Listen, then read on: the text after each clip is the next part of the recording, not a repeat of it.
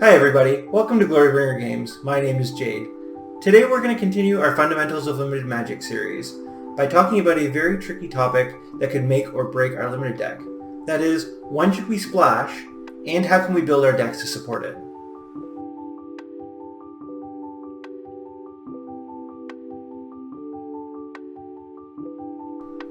And just before we jump in, a quick reminder that I do stream Mondays, Wednesdays, and Fridays from 7 to 10 Eastern Standard Time at twitch.tv/glorybringer. Feel free to stop in, check out some live drafts, and ask any questions that you may have.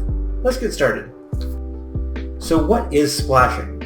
When we're building a limited deck in MTG, we may want to play 1 to 3 cards outside of our current colors in order to enhance the power of our deck.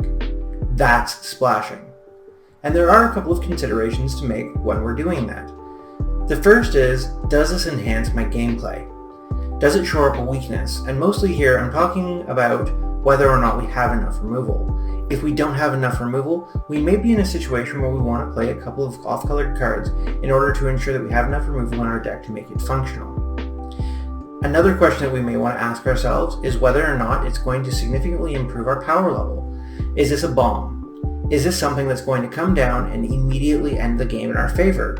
And is it something that's going to add so much to my gameplay that it's potentially going to outweigh any risks or issues that it may cause by playing it?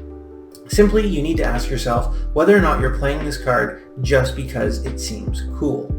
Sure, it is fun to play a giant creature or a big splashy spell, but will it still be cool if you're losing every single game because you're trying to fit it into a deck where it doesn't fit? The next consideration is, can I support it? How many lands will I need to be able to play this card consistently? This table shows the likely number of draws it will take on top of our 7-card opener to hit 1 or 2 mana sources of our splash color based on the number of those lands within our deck.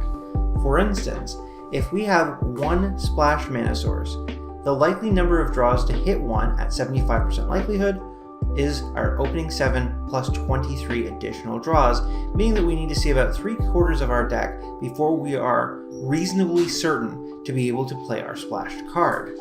We need to ask, what are the color requirements and how likely am I to be able to do it?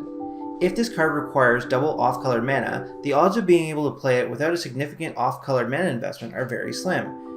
We would need to see at least half our deck before we can be 75% likely to even do it with 4 mana sources. Also, is this an early game card? If so, how likely am I to be able to play it while it's still impactful? You now know everything you need to decide if you should splash or not, and how many lands you need to do it. As always, happy drafting.